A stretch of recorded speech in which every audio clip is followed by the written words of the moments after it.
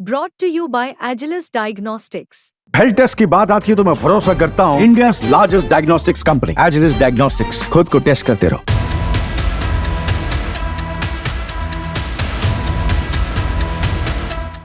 कर्नाटक की चन्नापटना विधानसभा सीट पर उपचुनाव से बीजेपी को बड़ा डैमेज हो गया।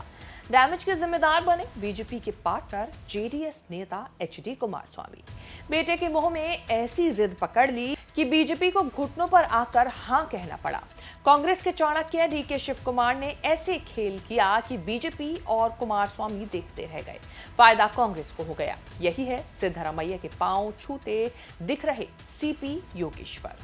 बीजेपी के बड़े नेता रहे, 5 बार विधायक रहे, बीजेपी सरकार में मंत्री रहे।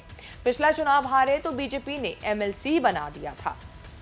कुमारस्वामी ने बीजेपी उम्मीदवार सीपी योगेश्वर को ही चुनाव में हराया था। तब बीजेपी और जेडीएस एक दूसरे के खिलाफ लड़े थे। उपचुनाव को लेकर जेडीएस ने प्रेशर डालकर बीजेपी अध्यक्ष जेपी नड्डा को इतना झुकाया कि सीपी योगेश्वर के पास कोई चारा नहीं बचा कि बीजेपी छोड़ने के अलावा निर्दलीय चुनाव में उतरने की सोच रहे थे। डीके शिव कुमार ने बढ़िया ऑफर दे दिया तो सीपी योगेश्वर बीजेपी छोड़कर सीधे सिद्धरामैया के चरणों में आ गिरे। 2023 के विधानसभा चुनाव में कुमारस्वामी चन्नापटना सीट से जीते थे। 2024 में मैसूर से लोकसभा चुनाव जीतकर सांसद और मोदी सरकार में मंत्री बन गए। चन्नापटना में उपचुनाव उनके इस्तीफे से हो रहा है। कुमारस्वामी अड़ गए कि उनके इस्तीफे से जो सीट खाली हुई है वो जेडीएस के पास रहेगी।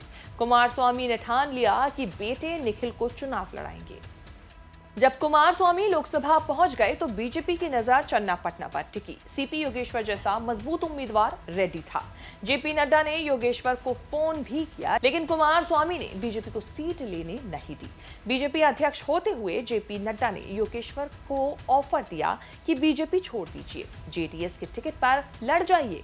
सीपी योगेश्वर ने जेडीएस के टिकट पर लड़ने से मना कर दिया। उन्हें डीके का कांग्रेस में आने का ऑफर कहीं बेहतर लगा। चन्नापटना से योगेश्वर को कांग्रेस का टिकट लगभग कंफर्म है। वैसे डीके ने अपने भाई डीके सुरेश या कांग्रेस नेता रामानंद रमन्ना के लिए चन्नापटना सीट बचा रखी थी, लेकिन कांग्रेस के लिए एक सीट जीतने के लिए योगेश्वर कुछ सोच कर ही लाए होंगे।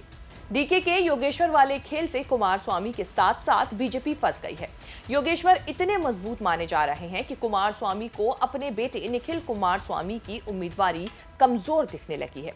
निखिल कुमारस्वामी बार-बार चुनाव हारे हैं। उनका करियर ठीक से शुरू ही नहीं हो पाया। 2019 को लोकसभा चुनाव में मैसूर से निर्दलीय उम्मीदवार सुमन लता से हारे। 2023 के चुनाव में मां अनीता की रामनगर सीट भी हार गए। अब 2024 में पिता की सीट पर भी मामला फंस गया है। योगेश्वर कन्नड़ फिल्मों के एक्टर होते थे। एक्टिंग छोड़कर राजनीति में आए। वोकालिगा समुदाय के होने का भी फायदा था।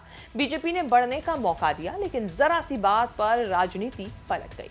खुद वोकालिगा होते हुए डीके शिव कुमार ने योगेश्वर के लिए कांग्रेस का दरवाजा खोलकर एक मजबूत वोकालिगा की एंट्री कराई है।